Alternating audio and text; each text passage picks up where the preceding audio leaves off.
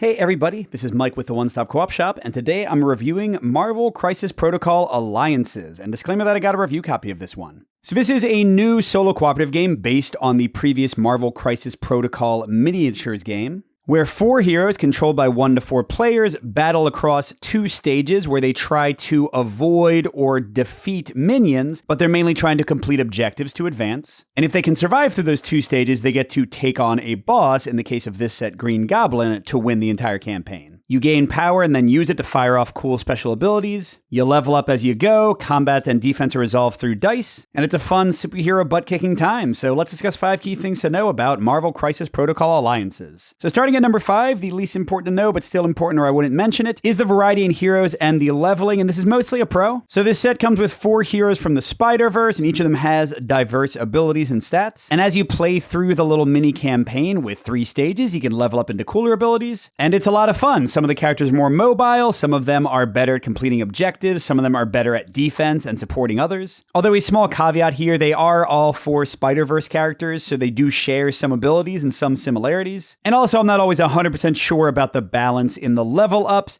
Some of them seem more obviously good than others, and I'm pretty much always taking similar ones. Next at number 4, I've got a mix, and those are the stages and the campaign structure and how the game ramps up. So there are 3 basic stages in the first night of the Goblin set, each of which has different objectives that have you running around the stage, picking things up, trying to do things besides fight the enemies. Once you beat one stage, you go to a second one. Once you beat the second one, you go and fight the boss. But even there, they have different ways to adjust the battlefield to deal extra damage to them. So big pro for the stage design and how they are incentivizing the players to move around and not just stand there and fight. And each of the stages does have different stuff going on. Sometimes they can be incredibly quick and very easy to complete, and sometimes they become a little bit more of a grind. And that grind and ramp up is really the reason this is a mix for me instead of a full pro, because how the game works is when you defeat enemies, they go onto this spawn track, and the more you defeat, the more you spawn back in. But every time you defeat an enemy, you can heal another character. When you level up, you fully heal. The enemies don't get stronger to match your character's leveling up, and at least in what I saw, there are no difficulty variants or different difficulty modes in the game. So don't get me wrong, it's still a ton of fun, but it does sometimes feel a little bit easy, and there aren't really any official levers, at least none that I saw, to change up that core experience and ramp up the tension and kind of force you to finish up the objectives more quickly. Next, my number 3 point, this one is a full-on con, and that is the pricing and release structure for the game. So what they sent me for this coverage is the Night of the Goblin set, which from what I can tell is the first of many planned releases in the series, which is awesome because the game is fully modular. You can use any 4 characters, you can use any 3 minion types, you can use any boss,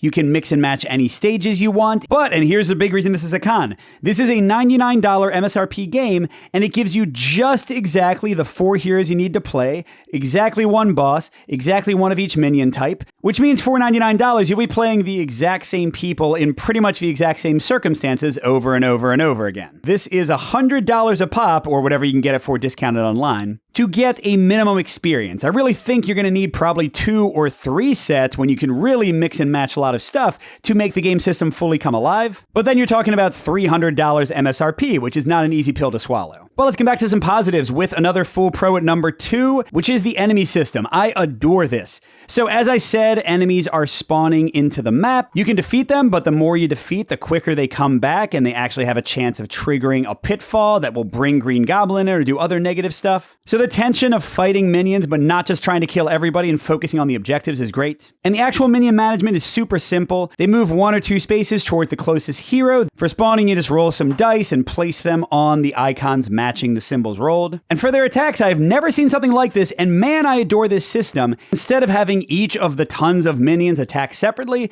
you go to each hero and you count how many people are in range of them. So for Black Cat here, she's got 3 people in range. You roll your defense, they're dealing a set amount of damage. You prevent as many hits as your roll allows, and you move on. It's quick, it's simple, it gives support abilities like ones that let you move characters out of the way so they don't get hit, extreme importance. It makes where you end your moves, how you avoid the enemies really interesting, and all in a much faster framework than similar games like Zombicide or Street Masters. The enemy turns flow by, but they are incredibly tactical and interesting. And that goes right into my number 1 point, the most important thing to know about the game, and that's also a full pro, a big one, and it's the exciting tactical cinematic combat. I've talked about things like this in the past, fast, but this is a game where you have abilities that let you leap over things, let you throw enemies into each other to deal collateral damage, throw terrain pieces at them, and especially as you level up, the abilities get more crazy, more exciting. You can back each other up in fun ways. I had mentioned whenever you defeat an enemy, you get to give a heroic assist to another player, which can let them move or heal them. So as you're fighting on your turn, you're helping other heroes move into position to make their turn stronger. The power management is also awesome because your basic attack will build up power. Whenever you take damage, you build up power, but then you're spending power for your awesome super abilities and ultra attacks. It's really a pretty amazing tactical combat puzzle that feels just a little bit on the crunchy side, because if you think about things, you could really pull off some awesome combos, but also plays simply and quickly enough that my kids had a fun time with it. So overall, you might want to check out Marvel Crisis Protocol Alliances if you enjoy superhero games, if you like tense tactical decisions and positioning, or if you like good cooperation between characters and players. On the other hand, you might want to avoid this one if you don't want to invest heavily in the system, because again, you're looking at $100 a pop. Also, if you don't like putting miniatures together, these are mostly snap fit, but still it's more work than you might be used to. And finally, if you want a simpler, quicker game, I might try out Marvel Zombies instead. This one is pretty involved in the tactical decisions sometimes. And if you want to see the game in action, I have a playthrough on the channel. Thanks for watching, everybody. Good gaming, and I'll see you at the next stop.